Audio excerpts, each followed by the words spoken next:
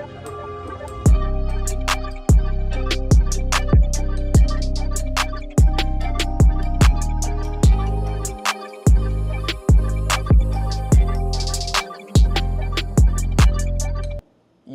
it's your boy Tsunami Wave, and today we have...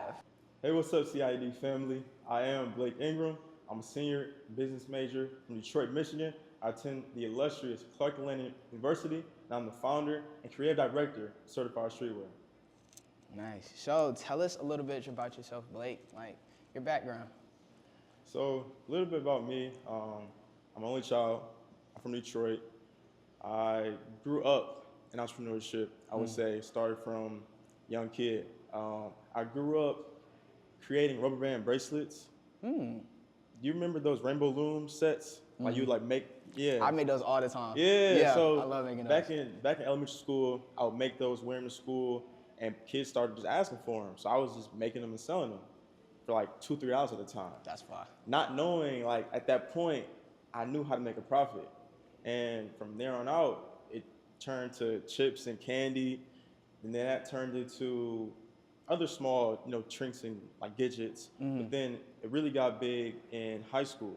I transferred over to sneakers, reselling sneakers. I was always into, fashion, buying sneakers, shopping, being creative with like my clothing, and just overall expression of just wearing clothes. So 9th through 12th grade, I'm like the best reseller in my city. I'm picking up all the Jordans, Dunks, Yeezys, and I'm reselling them. I was reselling them on Facebook Marketplace. That's how I built an audience and like a clientele. My parents always had me meet up at the police station because back then I couldn't drive, so it was like they had to make sure that I was, I was good. Yeah. So yeah, just reselling sneakers. I was doing raffles. So how I got the sneakers was winning raffles all throughout the city, whether it's from Foot Locker, Finish Line, Champs, a few online, little sneakers app, everything like that. But with me being an only child and the shoes being one per person, I was able to, or have my family and my friends sign up for the raffles as well, so they could all pick them up one person each. So now let's say I have like 10 people picking up, one Jordan from one different store, and now we're going to 5 different stores in a day. So I was able to grab 40 to 50 pairs in one day. And at that point, I'm making a profit of 50 to 100 per pair. So I was either selling it to a bulk buyer or selling it to clientele. And from there, that's when my entrepreneur journey like really took off as far as like me making money before selling clothes. That's fine. What was your what was like the biggest shoe or the most money that you made off? Like what shoe was the most money you made money off of? So that's good because it's 2 ways to go about selling shoes from what I was doing. It was quick flips, right? Like pick up a shoe on Saturday, sell it that same day, make $100. Yeah. Now, it was some shoes in the market, let's say Jordan 4s, grade school sizes specifically. They were undervalued in the market, and like I seen that value because it was trends, trends in that time as far as younger people and or girls starting to wear more sneakers, getting to like that boy fashion trend look. Yeah. So now the smaller sizes are more in demand. And think about, price in the market is all supply and demand. So since the supply stayed the same, but the demand grew higher for smaller size shoes, I knew that. And so I had 100 pairs of the Jordan 4 Red Thunders. Red Thunders. Love those shoes. All black, a little bit of red. Yeah. Fire, right? Love those shoes. Had 100 pairs. I got them all that same day for an average of 200 per pair. So I got about half of them for retail, which was about 150. Then I bought the other half for like 180 to 220. So my average was about 200 for all 100 pairs, right? My goal going into this was to hold them for about 3 to 6 months for the market to settle and for the demand to grow. Next thing I know, 6 months go down the line, these shoes are worth $350. So holding and investing into the shoe, I was able to come up off of 10, 15, 20,000 off of 3 to 6 months. 3 to 6 months. And it was different from, so it's different because you can either do a quick flip and make profit in a day, or you can hold. So it's all about how much capital you have at the time if you're able to hold 100 Right. pair of shoes for 6 months. So I would say that was my biggest investment and my biggest profit I made. That's fine. So from your sneaker journey, how did you transition from reselling the sneakers to like, okay, I think I want to start my own clothing brand? Clothes? Yeah. Yeah. It's crazy because high school, senior year, I was named best dressed in my class. Actually named best dressed and most likely to make Forbes 30 under 30. Oh, okay. So in that period, it was a lot of like hype around what I was wearing because me being a sneakerhead, I also kept every pair from every release. Got to. So I'm wearing new sneakers almost every day. Got to. Have about 40, 50 pairs in my closet. I'm like the best, like most fly in my class. It came So true. that really inspired me because other people admired the way I dress. So I'm thinking if people seeing like me getting fly, I can make my own clothes because I was already in a creative entrepreneur mindset. So I took a leap of faith. I had a friend at the time, his name was Ty, who was actually doing clothes, selling clothes, right? He put me onto his manufacturer, and it was in Pakistan. And so from there, I drew out my design and said, "The world is yours." And so my brand is called Certified. That's like another backstory. So people just started calling me Certified, and I ran with it because like, oh, you certified, like you always got it on. Yeah. So that's kind of what it was. That's real. So I was drawing on my design, had my design process, hit up a graphic designer, had my mock-up, and I sent that to the manufacturer. Got a sample made, and then I was wearing around school. People was like, "Oh, what's this? What's this?" I'm like, That's why. it's certified streetwear. Certified, man. So me already kind of being ahead of the curve, boom, putting that bulk order because I seen a demand for my hoodie. So I put in bulk order for about 50 hoodies. Got that in, instantly sold out. First drop? First drop. 50 hoodies gone, first drop. So now the whole school wearing it, teachers wearing it. It was really like monkey see, monkey do. Because when you see like a hype piece, like a really fashionable piece, you want it. Yeah. You see your friends wearing it, other teachers wearing it. You're like, whose brand is this? Right. Now the teachers wearing it. Yeah, man. So that was the pivotal moment where I knew, okay, I can really do this.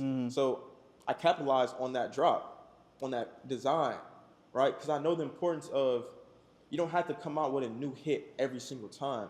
If you find your niche product, your hit maker, just alter, just tweak it just a little bit, bring it back a few different ways, different like colors, and they're always gonna buy into it. So from that hoodie design, I went on to make a full jogging suit set, and I had 4 different colors. I had gray, brown, gray, brown, red, and black. So from there, I had full sets, right? Boom, those sold out. And then this was in the transition phase to coming to college. So I kind of took a break because graduating from high school, I had prom, had to choose a college. So it was a lot going on. It was a lot. So that brand, me just starting off, seeing little success, had to go on pause. And then eventually, coming to Clark, Atlanta, it took off. But even with choosing a college, I wasn't even sure I was going to college. Like with the success that I had in high school, my mindset back then was I didn't need college. Right. So what made you like decide on going to college? Like that you was like, this is something that's gonna be like good for me. Was it this is something that's good for me, or was it like your parents saying like, use your parents? It was my parents. It was my mom. She said, just try it out. If you don't like it, you can come back home. So my whole thought process, I was for it, but not for it. So a little bit more backstory. In high school, extremely smart kid, right? I kind of felt too smart for the class. You know like how that saying goes, just like, Gifted. With school, it's like we kind of sitting there all day. I mean, high school is different compared to college. High school, you're there from 7:30, 8 in the morning to 3 o'clock. 3 o'clock. Kind of just sitting in a space, kind of learning stuff that you kind of think is outdated, that you already know. So I was kind of in that mindset where like, I don't really need this. So I'm kind of thinking that's going to be the same thing for college. But I was open to the fact of traveling, new experiences. And I did hear about, Atlanta is like the Black Hollywood. Yes. Very much so. It's Black Hollywood. Very much so. I didn't like the idea of school at the time, but I was open to connecting and networking and being in a whole different city. Like me being an only child and loving to travel, I didn't want to stay home. So Clark Atlanta was really like the only option. So when you got here, when you came to Clark, Atlanta, or when you came to Atlanta, we're not even gonna say specifically Clark, but when you came to Atlanta, what was like the key difference from Detroit versus Atlanta that stuck out to you? I hate to say it, but the hospitality. Being in Detroit, I feel as if, not all the time, but a certain stigma is that it's a lot of jealous and envy back home. And what I experienced off rip was hospitality. People showing love, supporting, like off rip. It was completely different from what I've been experiencing. So all right, let's get into the brand. Let's get into the brand. So you said you got the name certified because of the fact that you were certified. You was putting that shit on, you feel me? You was dripping.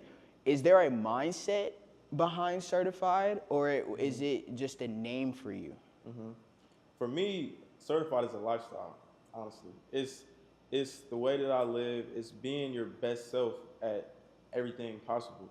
You know, even outside of clothes, my mindset towards life and towards others is to grow, evolve, and expand. You know, I challenge and push people around me in my circle.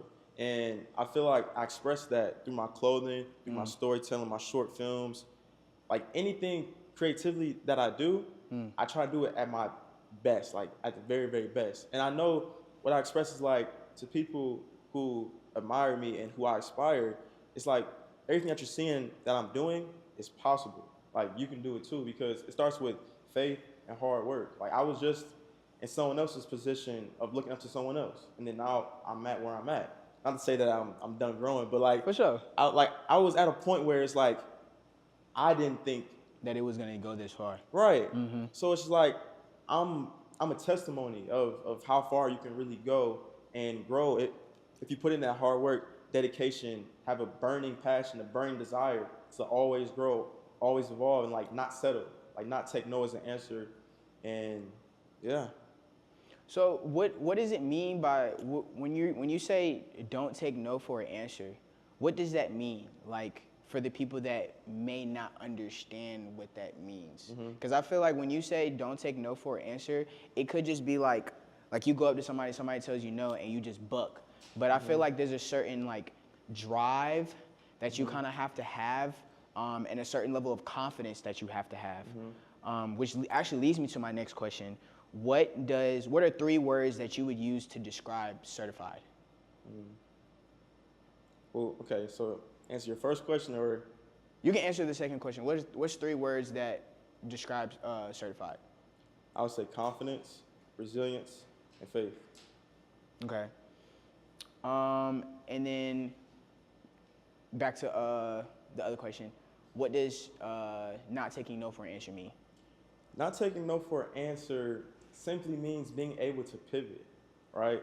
If you face an adversity, face a trial and tribulation, you come like something is going against the grain, and not just walking away from the issue, or it's not bucking, but simply finding another way, finding a solution, being problem solved, like being problem solution, what's the word I'm looking for? Being problem solution Oriented. Correct. Yeah. So it's just I never gave up. Like when someone told me no, I didn't just leave it there. I kept trying. Like whether it was a different manufacturer, whether it's a professor, telling me I'm gonna get a B and not an A. Like I'm still advocating for myself, still pushing. Like not taking no for an answer. Like having that confidence, having that courage to speak up. Do you feel like so Clark Atlanta's motto is find a way or make one. Yeah. Do you feel like that has strengthened that confidence in you and you not taking no for an answer? Absolutely. From being back in Beckwith, I'm not sure if you know which dorm that is, but yeah.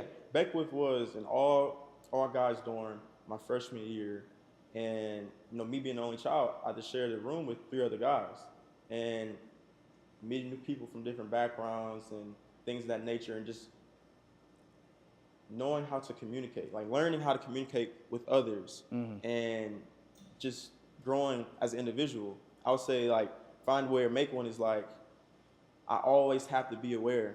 I always have to just be on top of things, because it's like to really be successful, like you're not gonna take no for an answer. Yeah.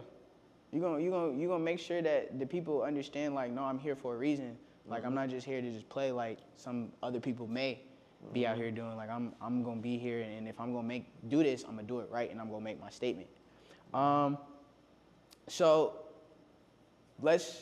So from freshman year up until now, what are some of the challenges that you faced, just being just a college student and having a brand at the same time and pushing that? It's quite a lot, bro. Quite a lot. Off rip, I would say just time management and balance. Being a full-time student and a brand owner with, dreams and goals and aspirations to be bigger. School takes up a lot of your time. Also being in a lot of different organizations, just put myself out there, just trying to have the most time towards my priorities and knowing how to balance that, knowing how to juggle. It's not even an answer on how to balance, but just like still putting your best foot forward every single day. Because some days you might have to put in more work towards homework, and some days you got to lock in on your business, and also cutting off distractions. Coming to college, that was a huge, like, not a huge hurdle for me, but like that's a huge thing that's prominent Get lost for in the college sauce. Kids. Exactly. You get lost in the sauce quick. Whether it's girls, parties, what other vices that people have, it's easy to get distracted because there's a lot of peer pressure, right? A lot of people are doing certain things, and it's like I never really fit into that group, to that category of like always going out, always like was drinking. That was like a lot of peer pressure for me, and it was like I would always kind of say no, and now I'm kind of getting looked at as like, oh, why you this? Why you doing that? And like now you're different. Now you're weird. Now you're lame. And it's like knowing how to push that to the side and still keep the main thing the main thing. That was like the initial challenge coming to college. Time management again. Also, I would say a hurdle that I faced going into my junior year, I recently did a bulk order for around $8,000 of my track pants. Right, just these certified track pants. I'm about to release them for the fall. I ordered it back at the end of spring. School just ended, by the way. Okay. So it's vacation time for me. I'm going out the country, and I had the packages delivered. They actually got delivered after I left, but to my apartment unit. Okay. Long story short, the packages get stolen. Yeah, packages get stolen. I'm out the country having a good time, and I called them like, hey, my package is still there. Yeah. And she's like, what packages? I'm like, wait, what do you mean? I'm like, they got delivered last week. So I get to my place, and even crazier, they don't have cameras at the place that they dropped them off at, because it was a lot of people at fault. The delivery driver put them at a place that they weren't supposed to be left at. They're supposed to be left in a secure room, but they were outside, open to anyone. So they stole my packages. The file claims came back as nothing. No insurance, no credit card, like everything was nothing. I didn't get no money back. I got to chop it up as loss. And it's two ways I could have went about this. I could have let that defeat me, set me back. I could have quit. I could have, cried about it all year. Or it's like, okay, how can we move from this? How can we pivot? How can we learn? So I was, sad, of course, for a little minute. I'm distraught, $8,000 was a lot of money. Mad. I was down for about a good week, right? But now it's like, I know I couldn't sit there. I couldn't just stay there. I'm like, how can I make this money back? Me being an entrepreneur, making money throughout these 4 years of college, I've never had to have a job. I've been blessed enough to be self-sufficient on my own. Nice. But I was humbled, and I got a job. So for that summer, I worked a job at the airport picking up trash. Picking up trash, man, in the hot heat, in Atlanta heat. And so that humbled me, but I grew and I learned. I learned how to move smarter, made my money back, actually put in another bulk order, and I made them actually convertible. So I made them slightly different. And then I went on to do a photo shoot with with the influencer in Atlanta, and the photo shoot kind of went viral. And so I look back on these times like, if that order never was stolen and I had dropped them when I was going to drop them, it would have never amounted to what I just did. And so that just goes back on like my faith and how everything happens for a reason. It's like there's no such thing as a loss necessarily, only a lesson. Real. I like that. I like that. Yeah. So how has so now you're a senior now. You're Mr. Senior. Congratulations on that. Thank you, brother. How has becoming Mr. Senior played a part in your the promotional aspect of your brand? Because now people see you as like almost like a political figure at a higher stature, and usually when people see that, 9 times out of 10, the whatever that person is doing, you've already have like this trend going. You've already have this this fan base of people who like your clothes. How has that pushed that even further? Not too much, I would say. I would say it brings more awareness for sure, or it brought more awareness. But my clothes have already been doing what they've been doing on campus for past 4 years. I would say more people just like. A lot of people know the brand for the brand. They don't necessarily know the owner behind it. So I would say it's brought more awareness. Like, oh, he's actually the owner. He's the guy. He's actually the owner. But being Mr. Senior, as far as I would say, it pushing the confidence in myself and for the brand. Like even me right now, speaking in front of the camera, doing public speaking, was always a challenge for me growing up.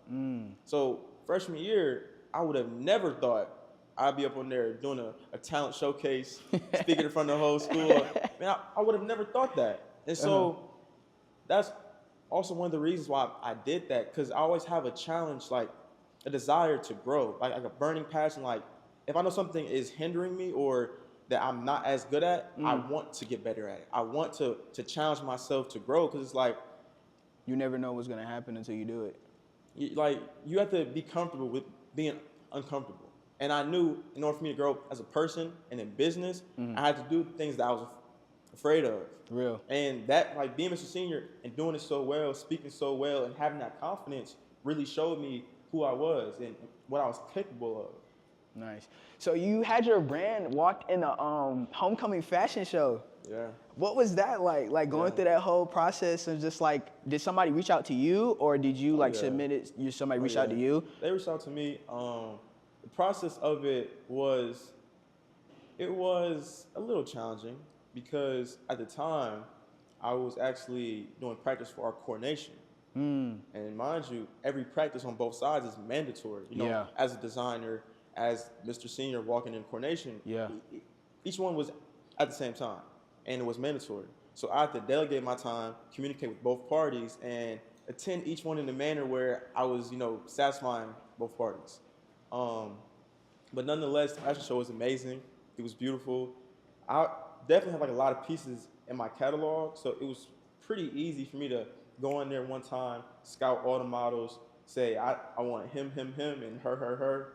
I need 8 people, and I already kind of know their sizes from looking at them, because I know how my clothes run. And here's the look. Here's what I want you to wear, and here's what scene y'all be placed in. Because they had scenes, like scene 1, 2, and 3. Each scene is a different vibe, different feel, different theme. Right. So I was kind of just matched it by ear, because I know my brand very well, and that was my second time being in a fashion show. Oh, really? What was the first? It was my sophomore year. Nice. Sophomore year, yeah. So kind of came full circle, me being a senior, wrapping it up. Yeah, that's cool. That's nice. You just shot a short film. Yeah. You just shot a short film. Now, I will say, like, I told you about it. The Mafia idea and just how you executed it, from Ron, I think it was Ron, he was calling the guy, he went into the telephone booth, and when it opened up, I was like, what? Yeah. I was like, yo, they found a telephone booth with a secret door? Yeah. How did y'all find that? So first and foremost, shout out to Arius, shout out Torian. Torian is my videographer. Arius is my co-director for the film. We brainstormed everything together. So I'll give you the full story. Okay. First started off as an idea when I was in class, like on a Wednesday. Had an idea, because I was originally going to drop these leather sets as just not a good drop. Not a good drop. It was going to be a rollout of me kind of just posting pictures of them, and like reels, but not as engaging as a short film and like an actual campaign would be. Okay. So I'm thinking like I had a quick thought to myself like I can't do it like that. If I'm gonna do it, I gotta do it big. I gotta elevate. I gotta do it big. So it being the leather set, I'm like, what theme can I tie this into? Mafia theme, you know, boys in the hood, belly. Like that's so the fire. idea that we were going for. So I had all these ideas in my head. I'm writing them down in class, and I met up with Torian later that night. We were actually at Mr. Everything's Cafe. Oh, I love Mr. Everything. Yeah. Oh my God, it's so good. We were there for about 2 hours brainstorming. We had to brainstorm a location because we had to shoot whether outside or inside. We didn't know whether it was gonna be like a studio or just outside. And so the studios were costing anywhere from $200 to $1,000. And for me, that was out of budget. I'm like, I know we can bring this to life, but I don't want to pay that expense. So we searched up Chinese diners. It was one called Sue's up by GSU. And Sue's had like the perfect theme for us to be shooting in there. And we're like, yo, we could do this. But first, it's like we have to go up there and talk to the owner and get it confirmed. So literally after Mr. Everything's Cafe at 9 o'clock at night, drove up there to Sue's, talked to the owner, Dave. We shook his hand, told him our idea, our business, our game plan, and said, let's shoot for Friday. He said, let's do it. Nice. So from there, we had our location. And then the following day, I met up with Torium and Arius, and we sat down for about 3 to 4 hours. And Arius, extremely talented. She was drawing each scene and also writing. Like she was drawing like each scene block by block, like on the actual street. On the street? Full circle. No, yeah, on the street. So full circle moment. Sue's was a block down from where she worked at, which was the Red Phone booth. Whoa. She worked there. She worked there at the cigar lounge, at the Red Phone booth. She worked there. So easily had a connection. We talked with that owner, and we got it good. We got a green light. That's fire. And so we kind of got a tour that night of the Red Phone booth, of the cigar lounge. What I did was I scouted every location and scenes. Like me, I'm very visual. I can easily see things before they're there. Like I just have an eye. I don't know how to explain it, but I just kind of have a creative eye. Yeah. So I'm taking pictures of each location and kind of how we want to do it. And so Arius, we're back to Arius. Yeah, she's drawing everything out. Boom. So we did the entire script, the entire like scene by scene in 4 hours. And then we shot 2 days later. 2 days later, we had our cast, our crew. And even with that, there's a lot of challenges, like just knowing how to pivot. Certain people dropped from our cast that morning of. Oh. So we were short a few cast members. But even the crazier thing, day of, we had 3 unpaid actors from the street. I did see that. 3 unpaid actors from the street. It was a dude playing dice. Yes. That was crazy. We had a dude playing dice. We had an old OG, had a cane. And then we had another dude, he was a construction worker. Had dreads, had a skull cap. We gave him a black jacket. He said, man, come count this money. He was... So they all played a part. And it was just like, when people dropped, when people, didn't show up, my first thought isn't to panic. My first thought was, okay, how can we find a solution? How can we pivot? And so everything came together. It was incredible. That was incredible, man. Oh my gosh. When I tell you I saw that, I was like, yo, this is fire. You had to do it in the big old trench, and then he came in with the bag, and then at the end when the dude came and knocked him out, I was like, and then what I really liked, did you catch it? It replayed. Did you? I caught that. I was like, what? Yeah. I watched it 3 more times. It was a loop. Yeah, yes. That's like, bro, everything was intentional. I like that. Everything was intentional. Even from the beginning scene, I don't know if you've seen, Ron walked in twice.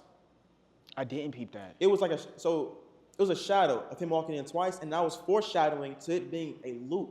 Like me and Arius, like we intentionally thought these things down. Yeah. Y'all cooked.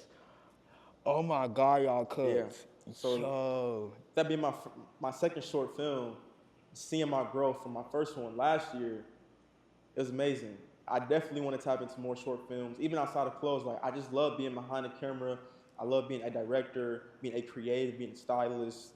I love it. What's some of the feedback that you've got from the short film so far? Like, It hasn't been much in person, or it's been decent in person, but more so online. Everyone's loving it, of course. Everyone's just gassing up, reposting it, yeah, all of that. because our campaign for it was we had a trailer drop, I think, on that Monday. We had on-body pictures that Tuesday. Wednesday was our stills, basically just still pictures of the film. Thursday was another on-body picture, and Friday, what else did we do Friday? Something else Friday, but then Saturday the short film dropped. So we had an entire week of campaign, something to post every single day, leading up to the actual short film. Yeah, that's fire. Ping, how much time we in? We're good. All right. Let's see. Okay, bet. Where do you draw inspiration from? Everything. Everything? Just life experiences? Yes, bro. Experiences, people, like movies, other short films, other brand creators. Like, I quite literally go to the mall. I go to vintage shops. I go anywhere. I draw inspiration because, again, like, I love fashion. I love clothes. Like, I love the details. I love how things are placed the way that they're placed and how it's intentional. I love like literally everything. Like, I see what I like. I envision myself wearing it. Like, whatever I'm wearing at the time, it's because I love to wear it, and or I'm going to make my own version of it. So even with creating, it's like knowing how to seek inspiration, take it, but make it your own. So it's like keeping a baseline of something. For example, a leather jacket. Okay, I want to make a leather jacket that I like, but how can I make it my own? Okay, we can do it woven. We can put our logo on the back in a certain font, logo on the front in a certain font. The inside, you see me? Ooh. Everything is like, it's just like seeing certain details, like how to make it your own. Because it's like, nothing is new under the sun. Everything has been recycled, remade, done before. So it's like, it's all about how can you see something and make it your own. You know, I think Virgil said this, but he said something like 3% rule? Yes, the 3% rule. Do you is Virgil one of your inspirations, or do you like go by that 3% rule? I do. You do? I do. Definitely. Nice. Okay, where do you see Certified going in the future? Like, how do you see it evolving as a clothing brand? First and foremost, I'm looking to travel to China, like next 6 months. Nice. Honestly, I want to meet my manufacturer face to face and actually build that relationship. That's good. Graduating from college, again in May, graduating. Also opening up storefronts. I do want to expand and like have a brick and mortar here in Atlanta, because I know the support. Like, me being who I am, done what I've done here at this university, I know I'll have that backing and that support in whatever I do. So I know I gotta stay in Atlanta, probably gotta go back home in Detroit, show love, but definitely open up storefronts. I wanna connect and collaborate with places like Macy's, Nordstrom, like just actually being in retail stores as well. That's also something that I'm looking to do. You've heard of Atlanta Streetwear Market? I have. Have you tried to reach out to them and I've been there twice. You have? Yeah. I have not seen you, because I've been there. I haven't been there since, was it 2023 or 2024 spring? So I went my freshman year. Nice. My freshman year was pivotal. Like, this is when, coming from college, I knew I had a hit product. Boom, had that product in the fall for Market Thursday, for that homecoming week. I sold out of everything. So then I rebought everything again. I did Atlanta Streetwear Market probably in the spring of 2023. Yeah, spring 2023. And those 2 days, I sold out again, $10,000 weekend. 10K weekend off clothes at Atlanta Streetwear Market. And like, it was just, again, another moment, another milestone that kept reassuring me that what I'm doing, like, I can really do and take it far. And that was my first time doing it. Great experience, you know? Good. My second time doing it probably was about maybe that fall year or the next spring. And I didn't have the best experience. Not to they're not a bad event wear space, but me personally, I had the best experience. My experience was, it was way too many brands. It was oversaturated. And I was placed in the back of their venue. Their venue, yeah. So I made profit. I made a profit, but it really wasn't worth my investment. Because again, Atlanta streetwear market, you have to pay them $1,500 to vend, $750 per day. So for certain brands, certain brand owners, it's definitely worth it because the influencers that come in, you can get a viral hit video, sell out a lot of product, yes. But for me at the time, like my brand's already on a level where I don't need to necessarily be giving out hundreds of hoodies to influencers. I could, but for that investment at the time, like me still being a college student, coming out of pocket $1,500 for an event, like again, wasn't really optimal. How do you decide whether something is worth your investment and your expense?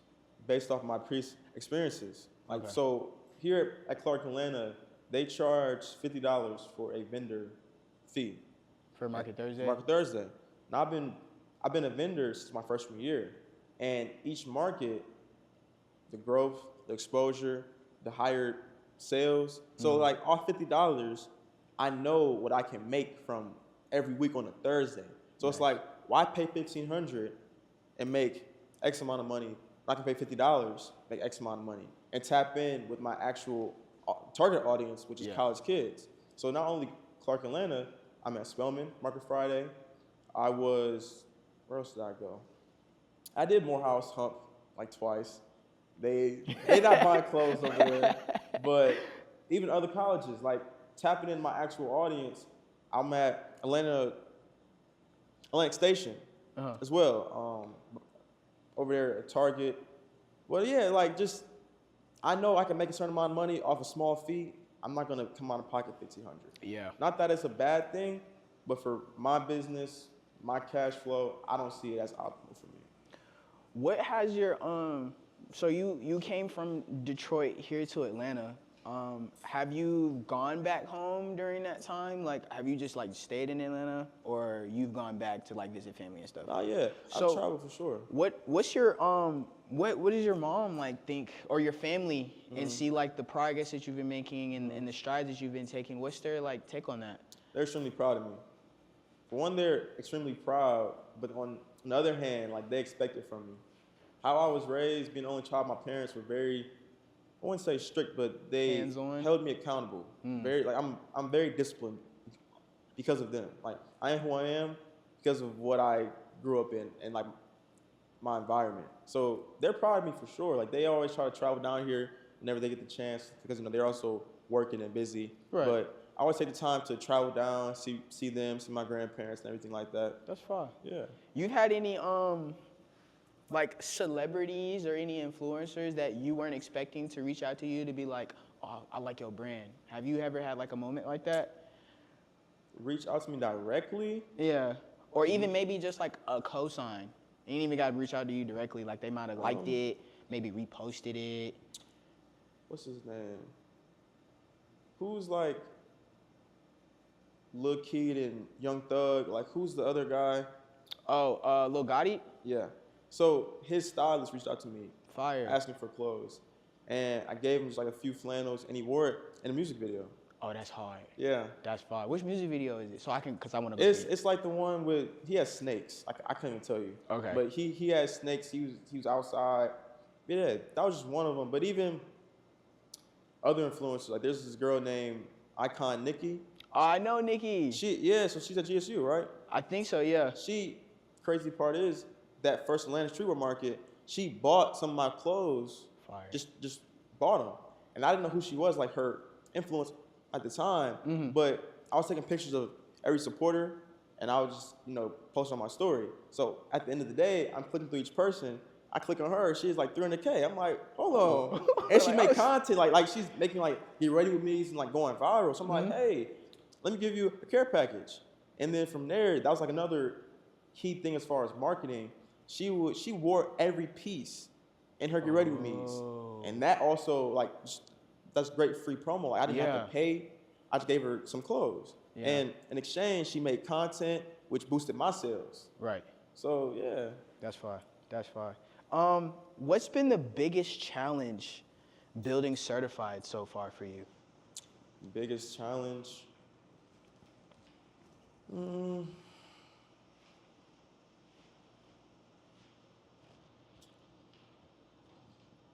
I would say my biggest challenge building certified has been not having enough time. Not having enough time. I try my best to wake up early, go to sleep on time, just so like I have enough time in the day. Because like 24 hours is really not enough time in the day. Doing school, trying to get scholarships, being in a frat, being in the other orgs on campus, being Mr. Senior. It's like when I get home at the end of the day, I'm burnt out mentally. So growing as a brand, like I might have all these ideas and goals that I want to do, but physically, like and mentally, my body's like, take a break, take some rest. And that's kind of like the challenging part, because like I want to do everything, but it's very hard when like at the end of the day, I didn't did so much. It's like, when do I have time to actually do what I want to do? Yeah. So just trying to navigate that and balance time, just delegate like certain days for the brand, certain days doing all schoolwork, things like that. Okay, this is the last question, and I don't know if the people been wondering this, but I personally, because like I told you, this is my first semester here. I'm a transfer from KSU. I'm just seeing the culture, seeing who everybody is, and all that kind of stuff. I'm gonna ask the question: do you ever see you and Quan collaborating on a piece in the future? It's in the works. Easy. Y'all heard it here, right works. here. They have a piece coming out soon. Oh, you know I'm copping that. That's my brother. You know I'm copping that. Quan, I highly admire Quan. He's like a brother to me. He's like, me and him are very, very like-minded. He's a very great individual, inspires a lot of people. Like, he inspires me every day. Like, I love him. Like, me and him always try to help each other grow. Like, his motto is together we win. And it's like, it's inspiring because what he does influences other people to be their best selves, like just like me. So it's like me and him on that same path. So like with him being Mr. Junior, me being Mr. Senior, we've had more time to be around each other. Real. More time to connect, sit with each other, create new ideas. It's like we can do so much with our influence and really set the tone for the campus and like really leave our legacy here. How did you and Quan meet? Like, what was? How did we meet? I think I actually came across him at an OTE event. We didn't know each other, but I actually don't remember. It must have been about close, but I don't remember the exact time. But that's how you usually know it's natural. Yeah. And it's kind of meant to be. When 9 times out of 10, like when you can't remember like how you guys met, it just like it's like a spark that kind of just happens. Like when we met, it was an instant connection, and it was like he's saying what I'm doing. Oh no. Me and him were already seeing what like we were doing, and like we didn't even know each other. Like I was hearing about him from afar. He was hearing about me from afar, just off of our brand name. And it was like, oh yeah, that's Perfect Circle. Oh yeah, that's certified. Like yeah, like we didn't even know each other at the time. But like when we did finally meet, it was like, wow, you're just like me. Like you was like me for real. Like, twin, that's fire. Yeah. That's cool. Okay, I did say that was the last question. This is the last question. What do you see is the next wave for student entrepreneurship in Atlanta? One more time? Okay, back. What do you see, or what is the next wave for student entrepreneurship? I would say the next wave for student entrepreneurship is social media. Digital social media. Taking advantage of being a creator on all platforms, because they're literally making it free for us, making it so easy to blow up off content. Like, again, being creative, seeing what's working for other people, and do it yourself. Like, if you see a viral video, try to recreate it. Make it your own. Make it funny. Make it entertaining. Because, like, the things about social media, we either on social media for entertainment or to learn. Only those two. So if you can make someone laugh, or you can provide knowledge and wisdom, you're gonna be successful. So I would say that's the next wave. Nice. Have you looked to incorporate AI at all? I have. You have? It's not fully yet, but Okay. I use AI as far as helping me generate ideas or helping me really, what's the word? Like if I have an idea, AI will help me fully like transform Realize it. Yeah. Real. Yeah. That's what's up. All right. Well, Blake, that's all the time we got. Okay, bet. All right. That's all the time we got. Blake, thank you so much for coming to visit. Thank you for having me. Again, it's your boy Tsunami Wave, and you are watching The Next Wave. Peace. Out.